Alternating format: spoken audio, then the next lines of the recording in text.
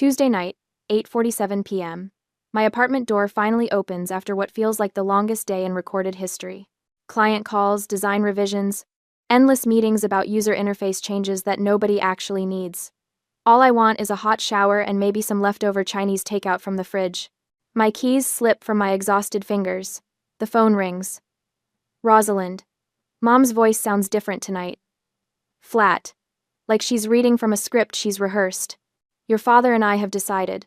Sloan is moving back to Asheville. We need you out of the house by the weekend. That 4-bedroom house is hers now.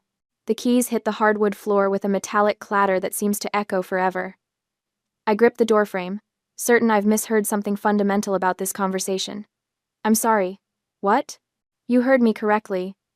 Blythe's tone sharpens with that familiar edge of impatience whenever I dare to question her decisions. Sloan needs stability, a place to start her family. You work remotely. You can live anywhere. My mouth opens but no words come out. The house I saved. The house I've been restoring for 6 years, room by room, weekend by weekend, paycheck by paycheck.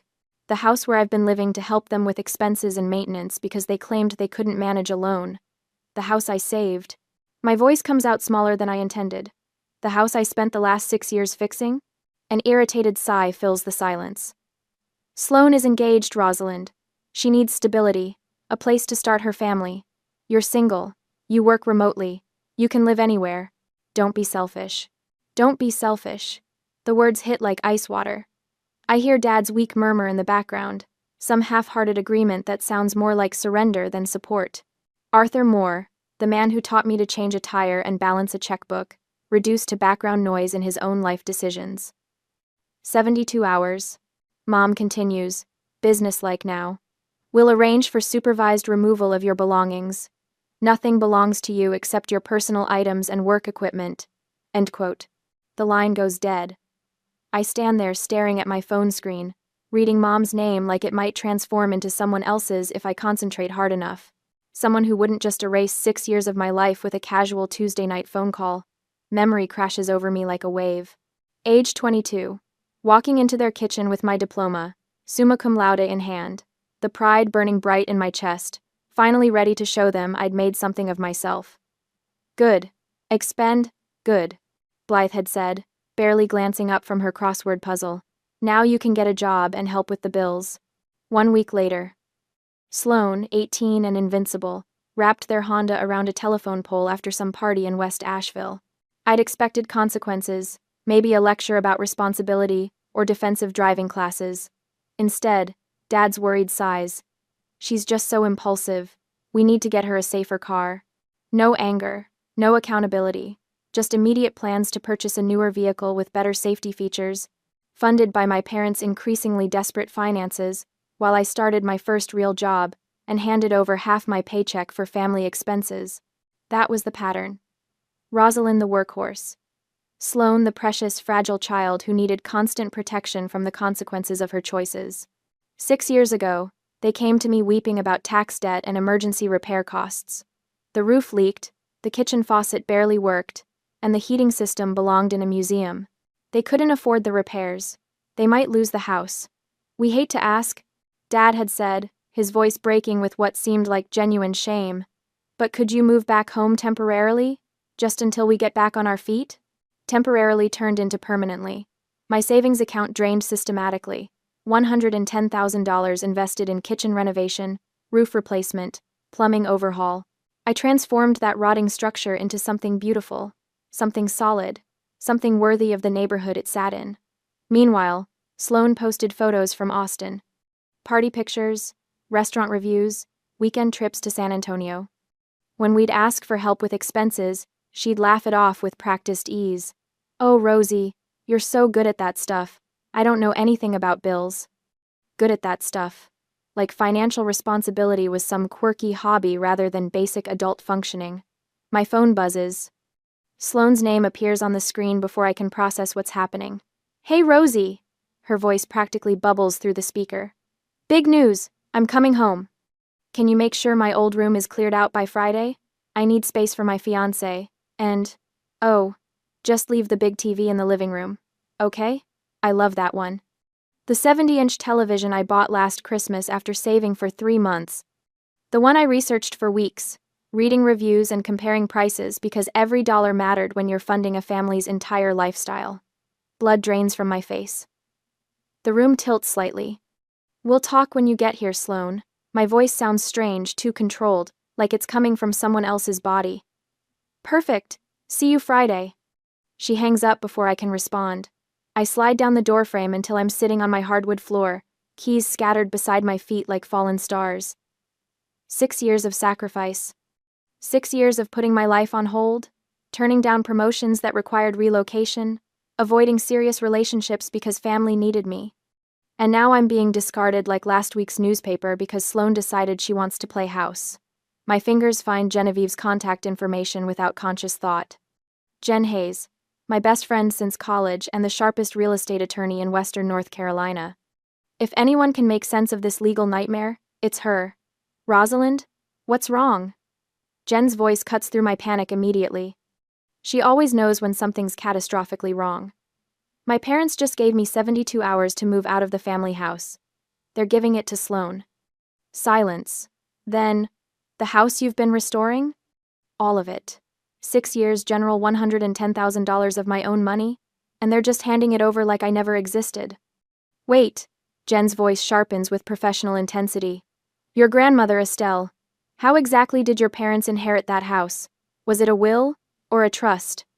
I realize I don't actually know. Family financial arrangements were always presented as adult business, too complicated for children to understand. Even as an adult contributing to household expenses, the ownership structure remained mysteriously vague. I don't know, I admit. Do not talk to them. Do not text Sloane. Send me every piece of paper you have, insurance documents, utility bills, anything with that address. I'm going to the county records office first thing tomorrow morning. For the first time since this conversation started, something like hope flickers in my chest. Jen? Yeah? What if they're right? What if I'm just being selfish? A pause. Then her voice, steel strong. Rosalind. Selfish people don't sacrifice 6 years of their lives to save other people's houses. Send me those documents. We're going to figure this out. Wednesday morning, sunlight filters through my apartment blinds like it's trying to apologize for yesterday's devastation. I've been awake since 4, staring at the ceiling and replaying Mom's voice. That clinical tone when she erased 6 years of my life with a casual phone call. My coffee tastes like cardboard, but I drink it anyway while organizing every document I can find with that house address. Insurance papers scattered across my kitchen table. Utility bills dating back 3 years. Maintenance receipts. The folder grows thicker as I dig deeper into my filing cabinet, evidence of a life I apparently never owned. Jen calls at exactly 9:15. Rosalind, there's a problem. Her voice carries that tight frustration I recognize from court days gone wrong. Your parents, acting as trustees, filed to seal portions of the trust documents right after Estelle died, citing family privacy. They are actively hiding something. I need a judge's order to unseal it. It's going to take me 24 hours. The words hit like cold water. Sealed? Why would they seal anything? Because whatever's in those documents doesn't support their version of events. People don't hide good news, Rosalind. They're covering something up. 2 days and every minute feels stolen. I pace my apartment in circles, wearing a groove in the hardwood between my kitchen and living room. My laptop sits open on the coffee table, showing a half-finished user interface design that seems meaningless now. How do you focus on button placement and color schemes when your entire life is unraveling? Memory surfaces without permission. Grandmother Estelle, 3 years ago, sitting in her favorite chair during what turned out to be her last Christmas. I'd brought her tea, and she'd grabbed my wrist with surprising strength. That woman sees dollar signs, not family, she'd whispered, glancing toward the kitchen where Mom was complaining about the cost of holiday groceries. I'd brushed it off then. Estelle was 87, and her comments about Blythe had grown sharper over the years. I thought it was just old age, making her cranky about her daughter-in-law. But now her words carry weight I never recognized. Estelle had watched Blythe for decades. She'd seen patterns I was too close to notice.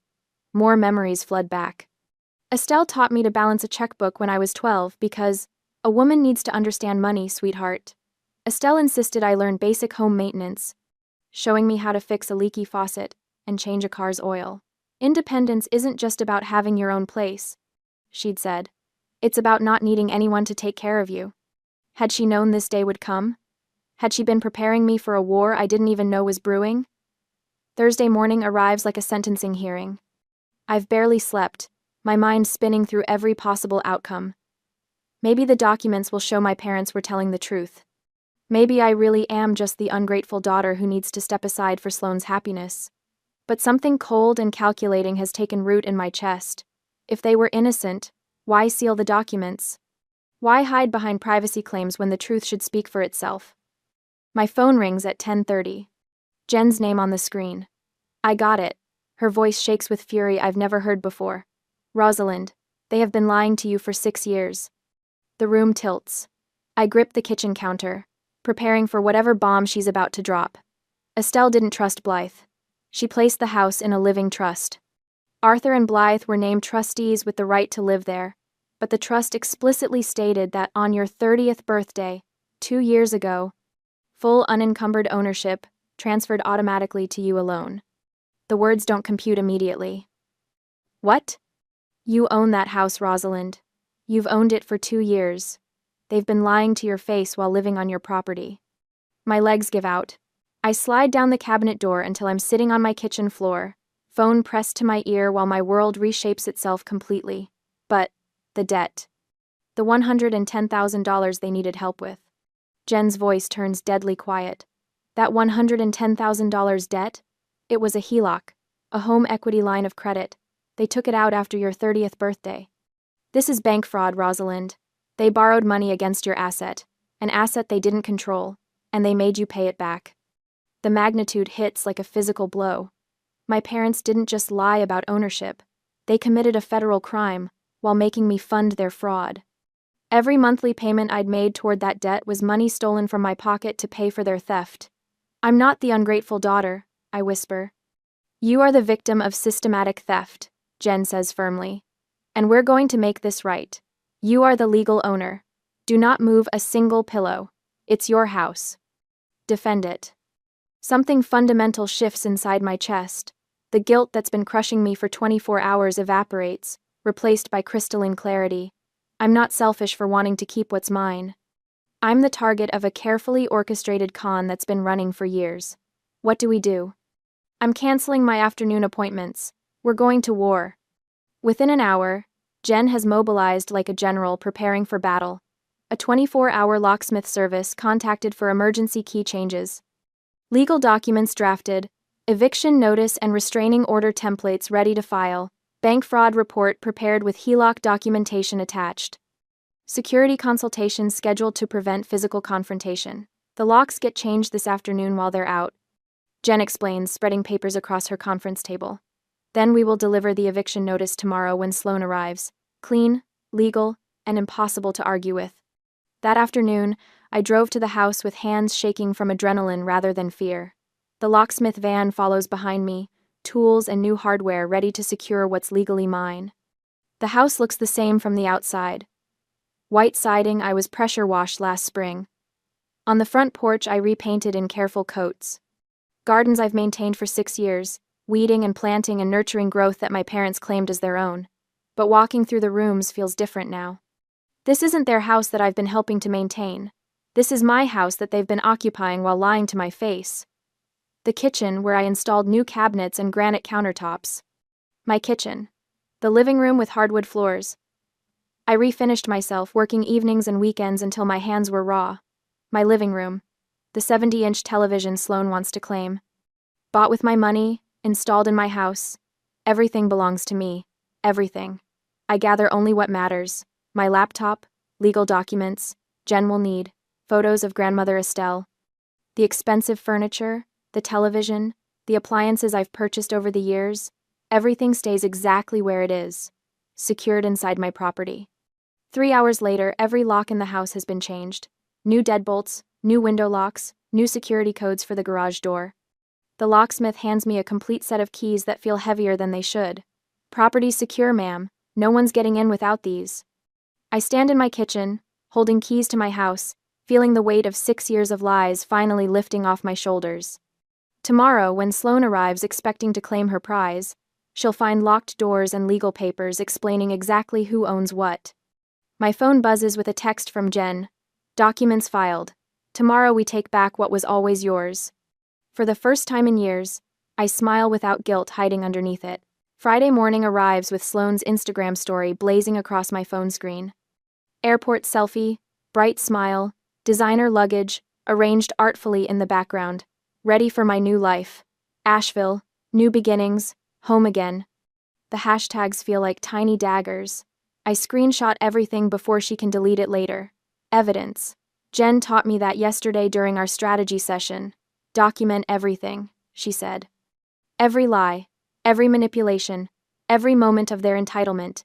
Build the case methodically. My phone exploded at 11:23 a.m. Rosalind. Sloane's voice pierces through the speaker so loud I have to hold it away from my ear.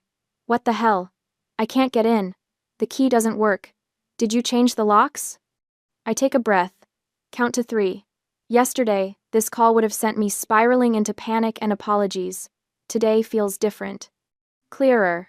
The locks were changed for security reasons, I say calmly. Security reasons? It's my house now. You can't lock me out of my own home. Her own home. The house she's never contributed a single dollar toward maintaining. The house she abandoned 6 years ago without a backward glance.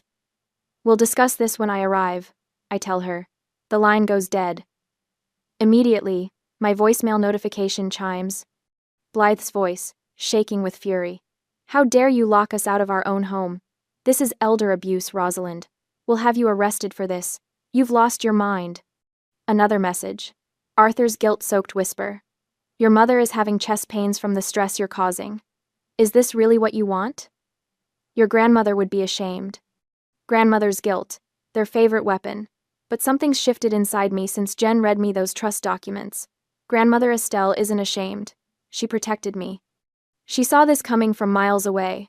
I call Jen, putting her on speaker while I organize the evidence folder one final time.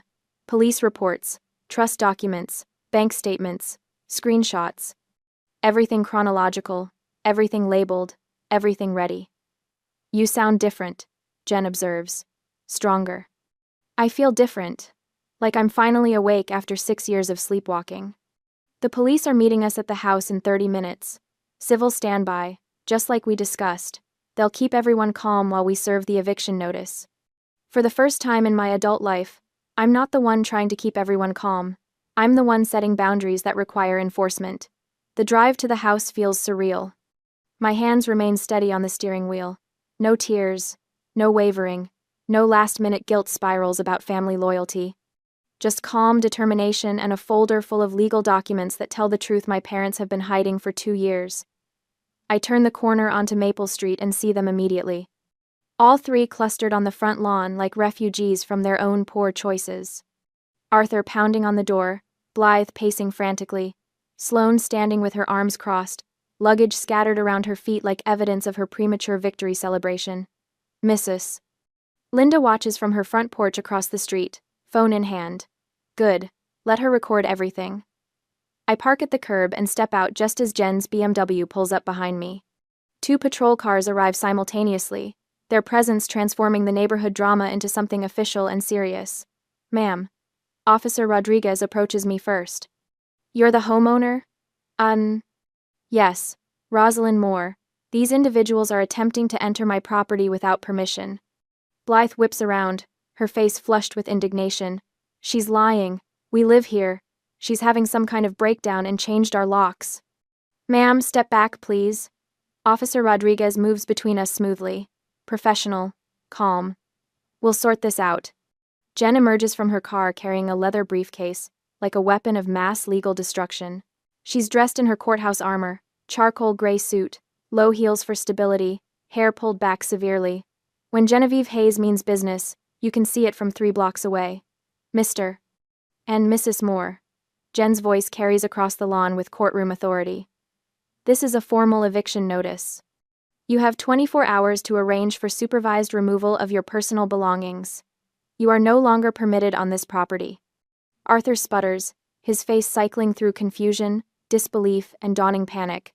You can't do this. We're her parents. This is Rosalind's house, per the Estelle Moore Living Trust, a trust you violated when you fraudulently obtained a $110,000 home equity line of credit against property you did not own. The number hits like a physical blow.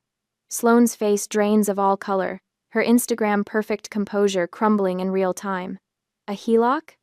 She turns on Arthur and Blythe, her voice climbing toward hysteria. A trust? You told me the house was yours. You said Grandma left it to you. Sloane, calm down, Blythe snaps, but her authority is evaporating by the second. This is a misunderstanding. No, Sloane's voice cracks. This isn't a misunderstanding. You lied to me, about everything. Mrs. Linda's phone remains pointed in our direction, capturing every moment of this public reckoning. Blythe notices and storms toward her. Stop recording. This is a private family matter. Ma'am. Officer Thompson intercepts her smoothly. You need to remain on the public sidewalk. The contrast couldn't be clearer. Blythe, unhinged and screaming. Arthur, deflated and mumbling excuses. Sloane, discovering her entire future was built on lies. Meanwhile, I stand quietly beside my attorney and 2 police officers, every document legal, every action justified, every word measured. Mrs. Linda's recording will show exactly who lost control today, and it won't be me. Jen hands Arthur a manila envelope. Police report for attempted trespassing. Bank fraud report filed with both local and federal authorities. Your attorney can contact my office to arrange belongings removal. This is insane, Blythe hisses, but her voice lacks its usual commanding edge. She's manipulating you all. Rosalind's always been unstable. Officer Rodriguez checks his notes. Ma'am, according to the legal documents, this property belongs to Rosalind Moore as of 2 years ago. The individuals attempting entry have no legal standing. The words settle over the scene like concrete. No legal standing. After 6 years of emotional manipulation and financial exploitation, the truth finally has an official voice. Sloane stares at her luggage scattered across the lawn, her engagement ring catching the afternoon sunlight. My fiancé is flying in tonight. What am I supposed to tell him? Tell him the truth, I say quietly. For once. The group disperses slowly, Arthur loading Sloane's suitcases into their car with mechanical movements, like a man sleepwalking through his own nightmare. Blythe shooting venomous looks in my direction, but keeping her distance from the officers. Sloane sat in the passenger seat, staring straight ahead with the shell-shocked expression of someone whose entire worldview just imploded. Mrs. Linda waves from her porch as they drive away. Honey, I got every second of that. Later that evening, sitting in my apartment with takeout containers and legal paperwork spread across my coffee table, I finally let myself feel the weight of what happened. Not grief for the lost relationship with my parents. That died the moment Blythe delivered her 72-hour ultimatum. I grieve for the 6 years stolen through systematic manipulation. For the woman I was before I learned to doubt my own worth. For all the opportunities I declined because my family needed me. I open my journal and write. I was never the problem. I was the solution to their problem. Jen calls at 9:30, her voice warm with satisfaction. Federal banking regulators confirmed they're investigating the HELOC fraud. Criminal charges are possible. What happens next? That's up to you. We can pursue maximum legal consequences, or we can negotiate a settlement that gets you out quickly and cleanly. The choice is entirely yours. For the first time in 6 years, the power sits in my hands. No manipulation, no guilt, no family obligation, just legal documents and righteous anger and the freedom to choose my own future. My doorbell rings at 10 p.m. Mrs. Linda stands in the hallway holding a plate of homemade cookies, her eyes bright with excitement. Honey, I thought you should know. I've been posting that video everywhere. Facebook, neighborhood groups, Nextdoor. Your mother's been calling my house for 3 hours, begging me to take it down. She says it's going to ruin them. She hands me the cookies with a conspiratorial smile. Sometimes the truth needs a little help spreading around. I watch through my window as Mrs. Linda's porch light illuminates her phone screen, still sharing the video. Public accountability begins organically. Social media justice serves the consequences my parents spent years avoiding. Tomorrow, I'll decide whether to pursue criminal charges or accept their surrender. But tonight, I'll eat Mrs. Linda's cookies and watch my family's lies crumble under the weight of their own contradictions. The foundation for future victory is already set. All I have to do is choose how complete I want their defeat to be. Sunday morning brings the first wave of what I quickly realize is a coordinated assault on my reputation. The phone starts ringing at 7:30, just as I'm settling into my first cup of coffee with the weekend crossword puzzle. Uncle Robert's voice carries that particular blend of disappointment and authority that only comes from being the eldest Moore brother. "Rosalind, your mother called me last night. She's absolutely devastated. Says you've turned cruel, locked them out of their own home. What's gotten into you?" I set down my coffee cup with deliberate care. "Uncle Robert, did Mom mention the $110,000 they borrowed against the house after it legally became mine? Or the 6 years I spent restoring it with my own savings?" Silence stretches between us. I can practically hear his certainty crumbling through the phone line. "She said there was some misunderstanding about paperwork." Bank fraud isn't a misunderstanding. The line goes quiet for several long seconds. When Uncle Robert speaks again, his voice has lost all its edge. "I'm sorry, honey. I didn't know." 3 more calls follow the same pattern. Aunt Patricia from Charlotte, Cousin Michael from Raleigh. Each conversation starts with accusations and ends with apologies once I mention the trust documents and the HELOC fraud. By noon, I'm documenting every interaction in a spreadsheet, noting names, times, and exactly what lies my parents told each relative. Jen calls while I'm updating my notes. "How many family members have contacted you this morning?" 5 so far. They're working through Mom's entire phone book. "Good. Keep documenting everything. Every lie they tell creates more evidence of their pattern of deception." Jen pauses, and I hear papers rustling. I've been busy too. Arthur tried to file something at the courthouse yesterday, claiming he never relinquished trustee authority. The clerk's office called me this morning, laughing. Laughing? Apparently, he brought a handwritten letter stating his intention to resume control of the trust. The clerk explained that trusts don't work like library books. You can't just return them when you're done. I actually smiled for the first time this weekend. What did he say? According to my source, he asked if there was a form he could fill out instead. Monday brings a different kind of assault. Blythe appears at my apartment complex around lunchtime, sitting in her sedan in the visitor parking area. She doesn't approach my door or call my phone. She just sits there, occasionally dabbing at her eyes with tissues, clearly hoping neighbors will notice her distress. "Mrs. Patterson from 3B knocks on my door around 2 o'clock. "Honey, there's a woman in the parking lot who says she's your mother. She looks so upset. Are you two having some kind of fight? She's trying to manipulate you into feeling sorry for her." I explained calmly. "She committed bank fraud and is facing the consequences. I'd appreciate it if you didn't engage with her." Mrs. Patterson's eyes widened. "Bank fraud? Oh my. The police are aware of the situation. If she continues loitering, they'll ask her to leave." Sure enough, Blythe's car disappears within an hour. Tuesday afternoon, Jen forwards me a screenshot from Arthur's church directory Facebook page. Someone posted a prayer request on his behalf. Arthur Moore and his family are going through a difficult time with a family member who has turned against them. Please keep them in your prayers as they navigate this painful situation. The responses reveal exactly how their strategy is backfiring. Instead of sympathy, several church members mention Mrs. Linda's video, which has apparently made its way through multiple community Facebook groups. Saw that video of them demanding entry to that young woman's house. Didn't look very Christian to me. If that's how they treat their own daughter after she helped them for years, what does that say about their character? Praying for the daughter, she showed remarkable composure under attack. By Wednesday, I'm getting calls from people I barely know expressing support. A former coworker whose sister lives in Asheville mentions seeing the video. My dental hygienist's cousin lives 3 streets over from the house and witnessed the entire confrontation. The story is spreading like wildfire through interconnected social networks, and the version people are hearing consistently portrays me as the victim, not the villain. Thursday brings the most desperate move yet. My phone rings with an unknown number displaying the Asheville Police Department prefix. "Miss Moore, this is Officer Jenkins. We received a report of possible elder abuse involving your parents. The caller claims you're financially exploiting them and preventing them from accessing their home." My stomach drops for exactly 3 seconds before Jen's training kicks in. "Officer Jenkins, are you familiar with the HELOC fraud case involving Arthur and Blythe Moore that was filed last week?" A pause. Let me check my notes. Papers rustle. Ah, yes. We have that file. And you're the victim in that case. That's correct. My parents are apparently trying to file false reports now. I see. Well, we'll be closing this elder abuse report immediately.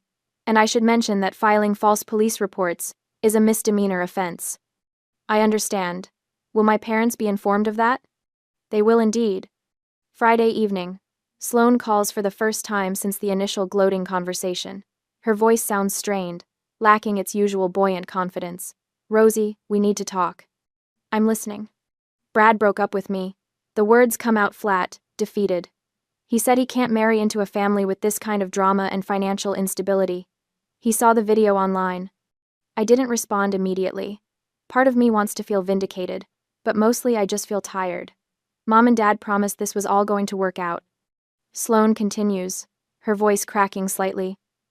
They said you'd never fight back, that you'd just accept it like you always do. They miscalculated. I lost my job too, my boss said. Having my personal drama going viral reflected poorly on the company image. This catches my attention. What job? Marketing coordinator for that boutique hotel chain. They fired me Monday after the weekend explosion. Sloane's breathing sounds shaky. I don't have anywhere to go, Rosie. I gave up my Austin apartment. I spent my savings on the engagement ring upgrade and wedding planning deposits. For 28 years, this would have been my cue to fix everything, to sacrifice whatever necessary to rescue Sloane from consequences she'd created for herself. The old Rosalind would already be calculating how to help. The new Rosalind recognizes manipulation even when it's wrapped in genuine desperation. Sloane, I'm sorry you're facing difficulties. But those are consequences of choices you and our parents made. I didn't create this situation. So you're just going to abandon me? I'm protecting myself from people who tried to steal my house. That includes you. Sloane hangs up without another word. Saturday morning brings unexpected vindication. Mrs. Linda calls to read me a voicemail, Blythe left on her home phone at 11 p.m. Friday night. Please, Linda, you have to take down that video. It's destroying our family. People are treating us like criminals. Arthur had to resign from the church board. I can't show my face at the country club. Please, I'm begging you. What did you tell her? I ask. Mrs. Linda's voice carries unmistakable satisfaction. I told her that criminals generally are treated like criminals, and that seemed appropriate. She called again after that? 3 more times. Each message is more desperate than the last. The final one was just crying. As I hang up the phone, I realize something has fundamentally shifted. For the first time in my adult life, I'm not the one scrambling to fix a crisis or manage other people's emotions. I'm not the one making desperate phone calls or crafting elaborate justifications. I'm the one sitting calmly in my apartment, drinking coffee, watching my former family's carefully constructed facade crumble under the weight of their own lies. Every manipulative move they make only proves my case more thoroughly. They've turned their greatest weapon against themselves. Social pressure, community reputation, family guilt, all the tools they used to control me for years are now destroying them instead. Justice, I'm learning, sometimes arrives quietly, through the simple act of telling the truth and refusing to be moved by lies. 3 weeks pass like a chess match where I finally know all the pieces on the board. While my parents scramble to rebuild their narrative, I organize my evidence with the methodical precision that made me good at UX design. Every document is sorted chronologically. Every photograph is dated and labeled. Every text message screenshot is preserved with metadata intact. My phone rings Thursday morning while I'm reviewing bank statements for the 3rd time. Dad's name appears on the screen. I let it ring twice before answering, savoring this new sense of control. Rosalind. His voice sounds older, more fragile than I remember. I think we've all made mistakes here. Can't we work something out? Families should forgive each other. I hear Mom's urgent whisper in the background. Tell her about the medical bills. Dad, what medical bills? A pause. Then the practiced vulnerability creeps into his tone. Your mother's been having chest pains since this whole mess started. The stress is killing her, Rosalind. We just want to come home. The old me would have crumbled instantly. Guilt would have flooded through me like ice water, drowning every logical thought until I agreed to whatever they needed to make their pain stop. But 3 weeks of clarity have rewired something fundamental in my brain. The house isn't your home anymore, Dad. It's mine. Has been for 2 years. Silence. Then Mom's voice, close enough to the phone that I know she's grabbed it from him. We hired a lawyer, Rosalind. A good one. He says we have grounds to contest the trust. Undue influence. You manipulated your grandmother against us.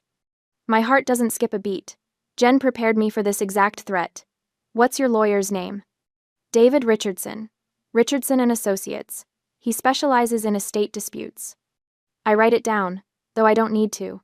Jen already researched every estate attorney in the region. He's reviewed the case? He's very confident, Mom says, her voice gaining strength. Estelle was 91 when she changed that trust. Vulnerable. You lived with her for 6 months before she died, filling her head with lies about us. The accusation hangs in the air like smoke.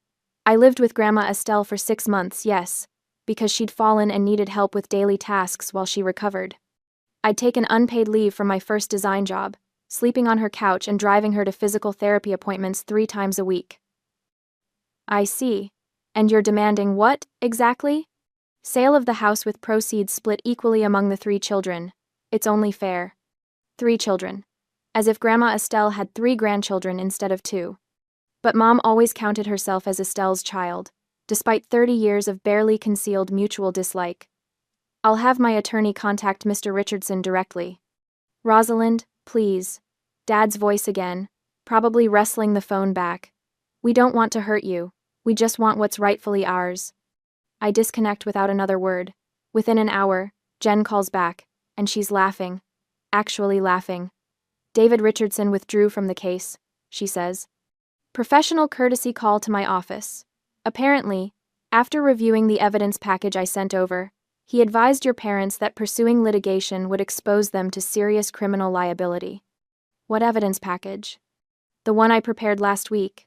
Comprehensive documentation of every claim they might make, with counter-evidence. Your grandmother's mental competency is thoroughly documented through medical records right up until her death. The trust creation dated 4 years before you ever lived with her. Your parents' HELOC fraud creates potential federal charges. 6 years of financial records proving you were the sole investor in property improvements. I sink into my desk chair, overwhelmed by the thoroughness of Gen's preparation. She anticipated their moves before they made them. Richardson told them their best outcome from litigation would be criminal prosecution and massive legal fees. Worst case, federal prison time for Arthur and bankruptcy for the whole family. So it's over? Not quite. I think it's time for you to make them an offer they can't refuse. 2 days later, we met in Gen's conference room. The space feels deliberately formal, all dark wood and legal diplomas, designed to intimidate. Mom and Dad arrived 10 minutes late, looking smaller than I remember. Sloan isn't with them, according to Mrs. Linda's neighborhood intelligence network. She returned to Austin after her engagement fell apart. Her fiancé learned about the family's financial chaos through social media and decided he wanted no part of our drama. Arthur's hands shake as he sits down. Blythe's makeup can't quite conceal the dark circles under her eyes. 3 weeks of public humiliation have aged them visibly. Thank you for coming, Jen says, sliding a document across the table. Settlement agreement. Very straightforward terms. Dad fumbles with his reading glasses while Mom scans the pages with a growing alarm. This is outrageous, Mom says. You want us to pay you $110,000? Reimbursement for the HELOC fraud, I say calmly. The money you borrowed against my house and made me repay. And this no-contact clause, Dad adds, his voice breaking slightly. Permanent estrangement from our daughter? Consequence of your choices, Jen explains. The alternative is criminal prosecution for bank fraud and continued civil litigation. We estimate your legal costs alone would exceed $200,000, assuming you avoid prison time. I watch my parents process their complete powerlessness. For the first time in my life, they can't manipulate, guilt, or bulldoze their way to what they want. The legal system doesn't care about their tears or Arthur's weak protestations of good intentions. We need time to consider, Mom says. No, I reply. You sign today, or Jen files criminal charges Monday morning. The FBI takes bank fraud very seriously. Arthur signs first, his signature barely legible through the tremor in his hands. Mom holds out longer, probably calculating some last-minute angle, some emotional leverage she hasn't tried yet. But Gen's evidence folder sits open on the table between us, thick with bank statements and legal documents that transform their lies into provable crimes. She signs. One more thing, I say as they prepare to leave. The house sells next month, 60-day listing period. When the sale closes, you'll receive a check for your portion after the $110,000 reimbursement is deducted. Our portion? Mom asks. $0, I clarify. But I wanted you to see the final number, what you lost by trying to steal from me. They leave without another word. Through Jen's conference room window, I watch them walk slowly to their car, moving like people who've aged 10 years in 3 weeks. How do you feel? Jen asks. Free, I say. And for the first time in weeks, I actually smile. 2 days later, Mrs. Linda knocks on my apartment door with her tablet in hand. Honey, you need to see this. She shows me her Facebook post.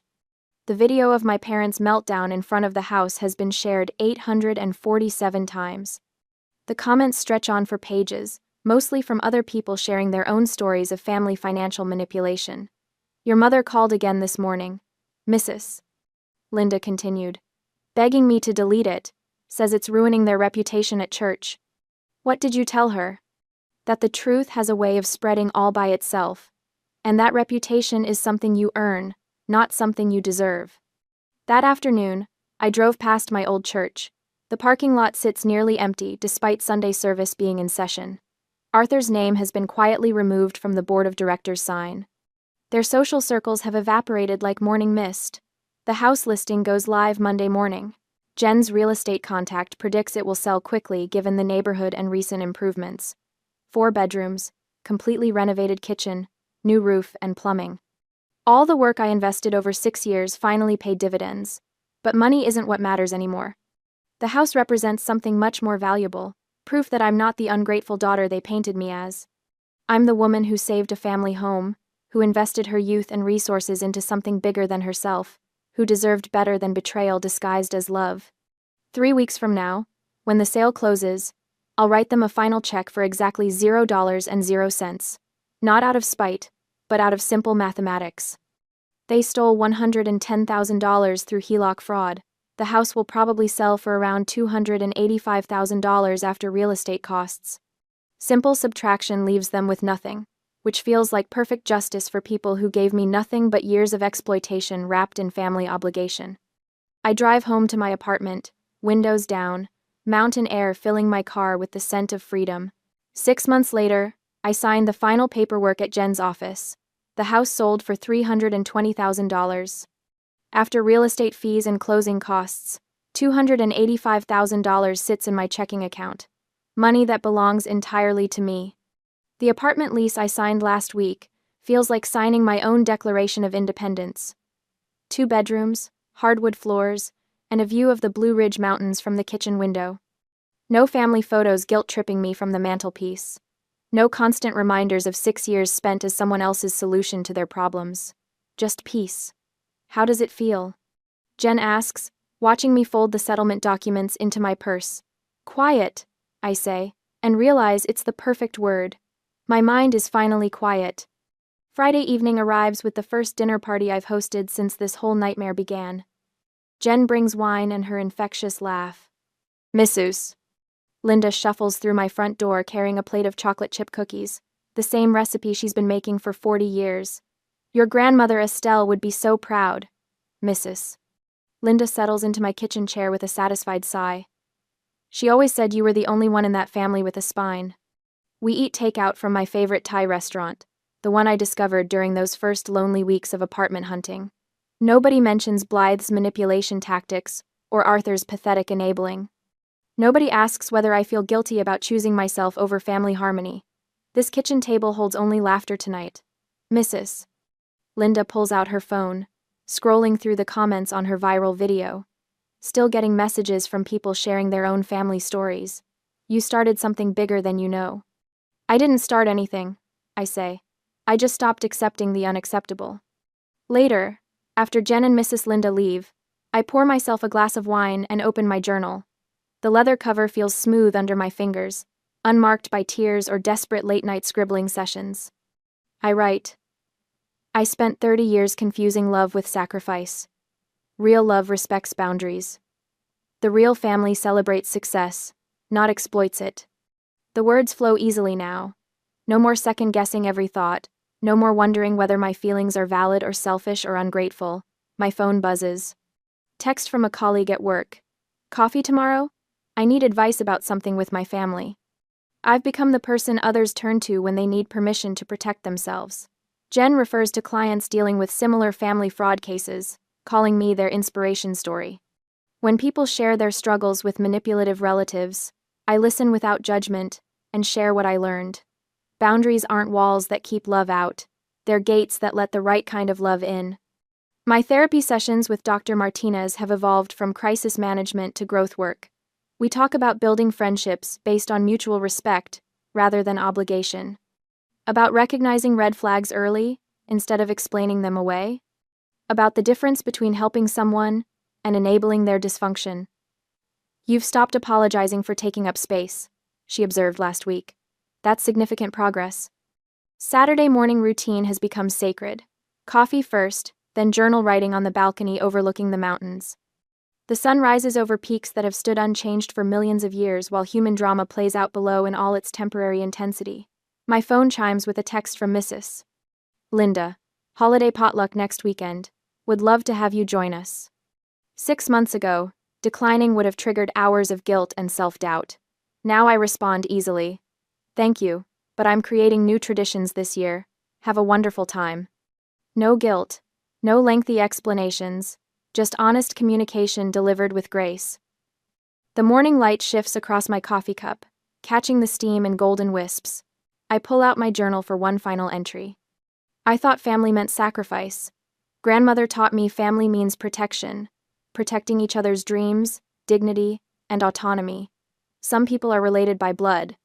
Others are related by choice. I choose my family now. Below, the city of Asheville stretches toward distant mountains, full of people navigating their own complicated relationships with love and loyalty, and the courage to choose themselves when necessary. My phone stays silent. No emergency calls about family crises that somehow require my immediate financial intervention. No guilt-laden voicemails about how my selfishness is destroying everyone's happiness. Just silence, and sunlight, and the profound satisfaction of a life finally lived on my own terms. The mountains remain unchanged, eternal witnesses to human struggles that resolve themselves when we finally learn the difference between love and manipulation. I am free.